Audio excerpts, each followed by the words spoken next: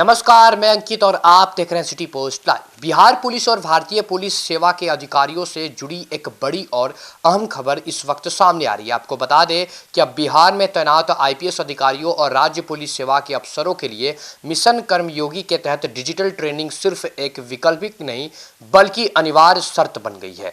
इतना ही नहीं, इस ट्रेनिंग का पूरा रिपोर्ट कार्ड अब सीधे उनकी APAR यानी कि वार्षिक कार्य निष्पादन मूल्यांकन प्रतिवेदन में दर्ज किया जाएगा। दरअसल बिहार सरकार के गृह विभाग आरक्षी शाखा ने इस संबंध में एक स्पष्ट आदेश जारी किया है। आपको बता दें कि संयुक्त सचिव प्रकाश रंजन की ओर से पुलिस महानिदेशक यानी कि DGP को भेजे गए पत्र में कहा गया है कि राज्य संवर्ग के सभी IPS अधिकारी और उन पुलिसकर्मियों केंद्र सरकार के डिजिटल लर्निंग पहल मिशन कर्मयोगी के अनिवार्य रूप से जुड़ेंगे। इस प्लेटफॉर्म पर उपलब्ध कोर्स को पूरा करना अब अधिकारियों के मूल्यांकन का अहम आधार होगा। जी हाँ, मिशन कर्मयोगी केंद्र सरकार की वह महत्वाकांक्षी योजना है जिसका मकसद सरकारी अधिकारियों को आधुनिक तकनीक, प्रशासनिक दक्षता और नागरिक केंद्रित सेवाओं के लिए तैयार करना है। इसके तहत IGOT कर्मयोगी प्लेटफॉर्म पर डिजिटल कोर्स, मूल्यांकन और प्रमाण पत्र दिए जाते हैं।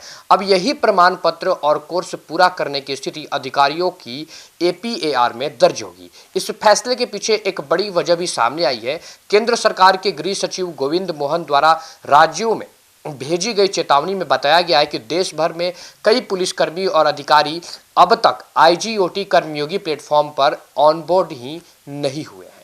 वहीं जो अधिकारी ऑनबोर्ड हैं उन्होंने अपनी प्रोफाइल को अपडेट नहीं किया है। ईमेल ID, मोबाइल नंबर, पद नाम और कैडर की जानकारी अधूरी होने के कारण वे अपने लिए निर्धारित अनिवार्य कोर्स तक पहुंच ही नहीं पा रहे हैं।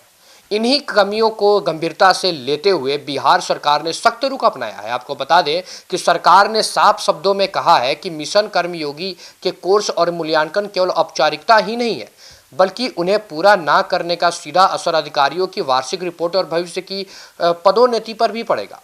अगर कोई अधिकारी तय समय सीमा के भीतर अपनी प्रोफाइल अपडेट नहीं करता या अनिवार्य कोर्स पूरा नहीं करता है तो उसकी APAR पर इसका नकारात्मक प्रभाव दर्ज किया जाएगा। इस पूरे सिस्टम को सुचारू रूप से लागू करने के लिए गृह विभाग ने IT प्रबंधक को विशेष निर्देश दिए हैं। सभी अधिकारियों, चाहे वे राज्य में तैनात हो या केंद्रीय प्रतिनियुक्ति पर हो, उन्हें ईमेल के माध्यम से इस आदेश की जानकारी दी जाएगी। साथ ही किसी भी तकनीकी समस्या के समाधान के लिए मिशन कर्मयोगी की टीम से संपर्क करना या उसके लिए भी निर्देश दिया गया है। देखिए, कुल मिलाकर अगर देखा जाए तो बिहार सरकार का यह कदम पुलिस प्रशासन के जवाबदेही, पारदर्शिता और आधुनिक प्रशिक्षण संस्कृति को बढ़ावा देने की दिशा में अहम माना जा रहा है। अब देखना होगा कि यह डिजिटल ट्रेनिंग व्यवस्था पुलिस अधिकारियों की कार्यक्षमता और प्रशासनिक गुणवत्ता को किस हद तक नई ऊंचाइयों तक ले जाती है और कैसे ये हो सकता है।